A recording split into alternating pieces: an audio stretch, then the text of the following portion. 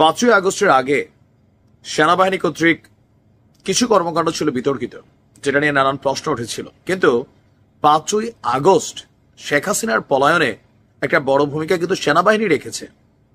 ওই দিন যদি সেনাবাহিনী জনগণের পাশে না দাঁড়াতো, তাহলে হাজার হাজার মানুষ এখানে মারা যেত, ভিন্ন রকম পরিস্থিতি তৈরি হইতো।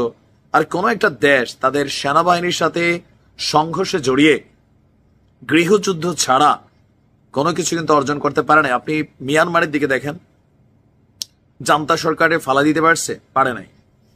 আর পৃথিবীর যেই রাষ্ট্রই দেখবেন, একটা গৃহযুদ্ধ তৈরির পরিকল্পনা আমরা দেখছি সেখানে হয়ে যায়। তো আমাদের সেনাবাহিনীকে নিয়ে আমার মনে হচ্ছে একটা গভীর ষড়যন্ত্রের জাল রচনা করা হচ্ছে। দেশি বিদেশি নানান কাহিনী তো এটার পিছনে আছে। নয়তো হুট করে আমাদের সেনাবাহিনীর আশ্রয় প্রশ্রয়ে যারা একটা রাজনৈতিক দল গঠন করেছে সরকারের প্রশ্রয়ে, তারা আজকে ডক্টর ইউনূসকে চোখ রাঙাচ্ছে, তারা আজকে সেনাবাহিনীকে জনগণের মুখোমুখি দাঁড় করানোর চেষ্টা করছে। এবং তাদের যারা সমর্থকরা আছেন তারা এটার পক্ষে অবস্থান নিচ্ছেন। একদম সিম্পল রিজন, কেননা যদি কখনো টান পড়ে পুরা সিস্টেম কিন্তু টান পড়বে, বোঝেন নাই? শেখ হাসিনা পালানোর পরে কারা পালাইছে? একটা ওয়ার্ডের গ্রামের পাতি নেতা পর্যন্ত পালাইতে হয়েছে। সো কখনো যদি এখানে প্রেক্ষাপটের পরিবর্তন হয়, তাহলে এটার ঝামেলা যাদের উপর দিয়ে যাবে তারা সবাই কিন্তু এখন সোচ্চার। আমরা বিষয়টাকে মনে হচ্ছে যে সেনা প্রধানকে শুধু বিষয়টাতে কানেক্টেড করা না, পুরো বাহিনীকে কানেক্টেড করার একটা পরিকল্পনা আমরা দেখছি। যে ক্যান্টনমেন্ট থেকে শব্দটা কি ছিল? ক্যান্টনমেন্ট। দেখেন, বাংলাদেশকে গত 7 মাসে আমাদের এই যারা সমন্বয়করা ছিলেন, জাতীয় নাগরিক পার্টি বলেন, নাহিদরা ছিলেন, আসিফ এখনো আছেন ক্ষমতায়, তারা বাংলাদেশকে গত 7 মাসে কি দিয়েছে? আপনি দেখেন কি দিয়েছে। তাদের অবস্থার পরিবর্তন হয়েছে, প্রেক্ষাপটের পরিবর্তন হয়েছে, অনেক কোটি কোটি টাকার মালিক হয়ে গেছেন। এদেরকে নিয়ে সাংবাদিক ইলিয়াস থেকে অনেকেই নানান তথ্য দিচ্ছেন। কিন্তু জনগণ আসলে কি পাইছে? তাদের যারা সমর্থক ছিলেন বা তাদের যারা সহযোদ্ধা ছিলেন তারা কি পাইছেন? যে নির্বাচনের জন্য, যে গণতন্ত্রের জন্য এই লড়াইটা ছিল এত বছর, তারা আজকে কি পাচ্ছে? ছাত্রদেরকে দিয়ে যাদের ফয়দাটা ভালো হাসিল হবে, তারা কিন্তু তাদের সাথে একাট্টা জোট বাঁধার চেষ্টা করছেন এবং কি কথা বলছেন, সাপোর্টও দিচ্ছেন। কিন্তু বিএনপির মতন এত বড় একটা রাজনৈতিক দল, তারা কি বলছে? জনগণ কি চায় এখন? জনগণ, what is the meaning of জনগণ? আপনি বললেন যে পুরা জনগণ এটা চায়, জনগণ ওইটা চায়, এটা আওয়ামী লীগও বলতো। ভাই, জনগণ কি চায়? নির্বাচন দেন। একটা রাষ্ট্রের জনগণ কি চায় এটা মাপার মোট যন্ত্রই হচ্ছে নির্বাচন। আপনি নির্বাচন দিয়ে দেন, জনগণ তাদের মতামতের প্রতিফলন ঘটাক, প্রত্যেকটা রাজনৈতিক দল তাদের এজেন্ডা সামনে নিয়ে আসুক। আপনারা নিয়ে আসেন আপনাদের এজেন্ডা, এনসিপি বিএনপির টানুক, জামাতের টানুক, জাতীয় পার্টির টানুক, আওয়ামী লীগকে নির্বাচনের অংশগ্রহণে থাকলে তারা টানুক। জনগণ যারাটা খাবে তাদেরকেই ভোট দেবে। দরকার হচ্ছে একটা সুষ্ঠু এবং অবাধ নির্বাচন। এরপরে জনগণের রায় প্রতিফলিত হবে। সেই রায় নিয়ে আপনার যা খুশি তাই করার ম্যান্ডেট আইনিভাবে, বৈধভাবে আপনি সারা পৃথিবীর কাছে পেয়ে যাবেন। ডক্টর ইউনূস সরকারকে ক্ষমতায় বসিয়ে জনগণ এটা চায়, জনগণ ওইটা চায়, এটা আসলে কথা হইতে পারে না। আপনি দেশের নীতি নির্ধারক না যে আপনি এটা বলবেন আর এটাই হইতে হবে। কেন ভাই? মানে আপনি কি বাংলাদেশটাকে কিনা ফেলছেন? এরকম তো মনে হচ্ছে। শেখ হাসিনা মনে করতো বঙ্গবন্ধু দেশ স্বাধীন করছেন, সে দেশটা ওনার বাবার। আপনাদের বক্তব্যটা শুনেও মাঝে মাঝে এরকম মনে হয় 24-এ আপনারা ভূমিকা রাখছেন, দেশটা এখন আপনাদের মালিকানাধীন। এখানে বাকি রাজনৈতিক দল যে যা বলবে, সেনাবাহিনী থেকে শুরু করে আপনারা সবার সাথে বিরোধে জড়াচ্ছেন। আপনাদের চাহিদাটা কি?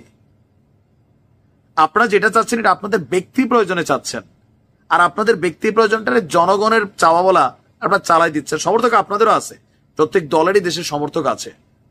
জনগণের রায় প্রতিফলিত করার জন্য নির্বাচন দিতে হবে। নির্বাচনের আগে এরকম অ্যাক্টিভিটিস নির্বাচনকে বিলম্বিত ছাড়া কোনো কিছুই করবে না। আমার তো সন্দেহ হয় নির্বাচন ডিসেম্বরে হয় কিনা, নাকি এই নির্বাচনকে পেছানোর জন্য দেশে আরেকটা অস্থিতিশীল পরিবেশ তৈরির প্রচেষ্টা চলছে। ভিনদেশী কোন রাষ্ট্রের এজেন্ডাকে আমরা বাস্তবায়ন করছি? বাংলাদেশের জনগণ নির্বাচন চায়, সুষ্ঠু নির্বাচন, প্রত্যেক রাজনৈতিক দল তাদের নির্বাচনী ইশতেহার ঘোষণা করুক, জনগণ বেছে নেবে তারা কি চায়। আপনি ভাবলেন জনগণ এটা চায়, এটা আওয়ামী লীগ ভাবতো, ভাবতে ভাবতে তো পতন হয়েছে, তাই না? ফেসিবাদ তাদের মধ্যে ঢুকে গেছে। কেন?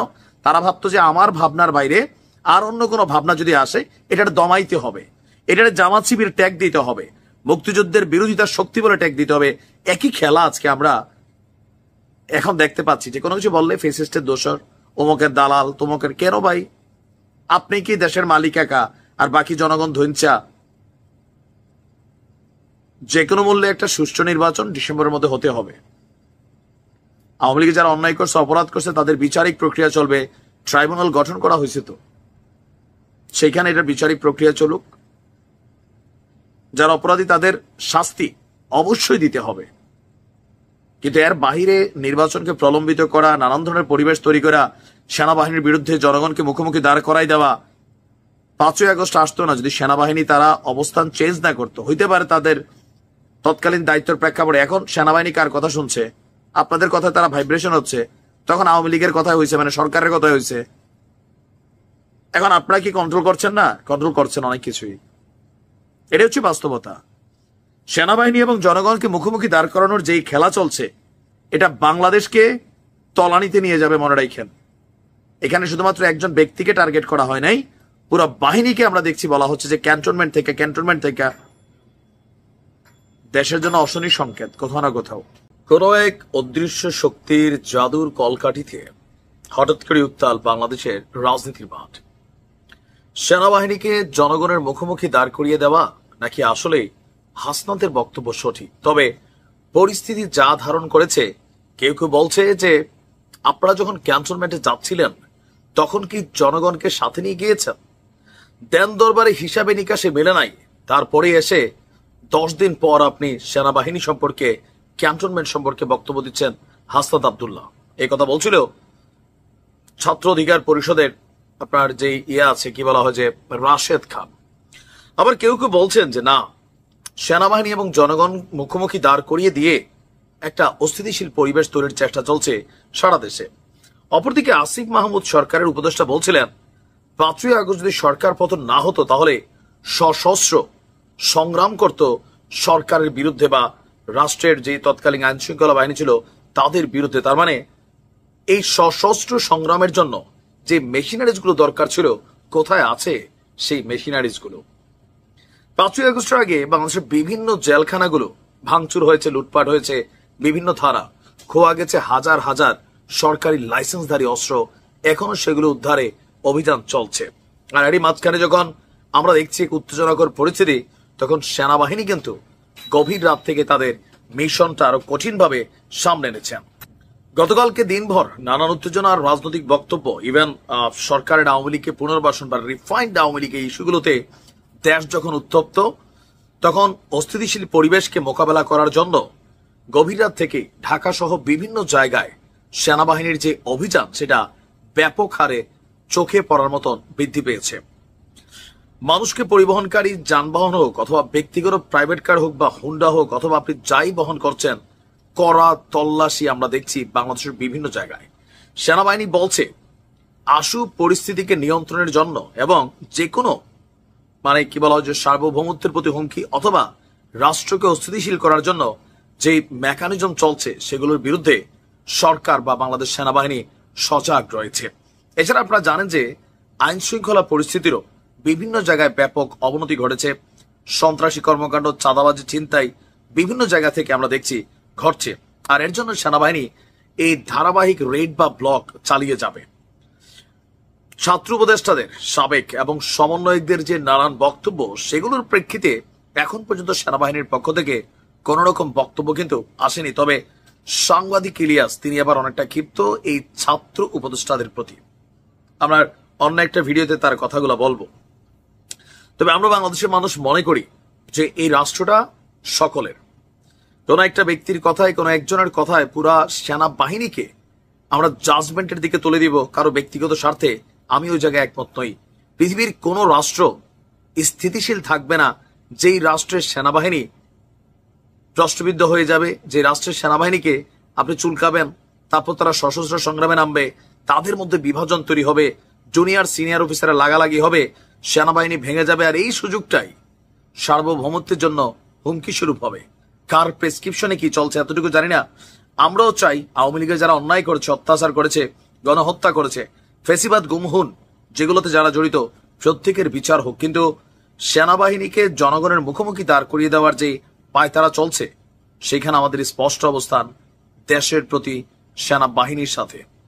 কারণ আমি এখন অন্তর থেকে বিশ্বাস করি 5ই আগস্ট যদি সেনাবাহিনী রুখে না দাঁড়াতো, তাহলে কিন্তু আজকের এই নাহিদ, আসিফ, সার্জিস, হাসনাত এদেরকে খুঁজে পাওয়া যেত না। সুতরাং সেনাবাহিনী নিয়ে কি হচ্ছে জানি না, তবে আমাদের অবস্থান সেনাবাহিনীর সাথে। দিন শেষে বিশ্বাস করি দেশের জন্য সেনাবাহিনী কাজ করে, কোন রাজনৈতিক দল, কোন ব্যক্তি, বিশেষ গোষ্ঠীর উদ্দেশ্যে না।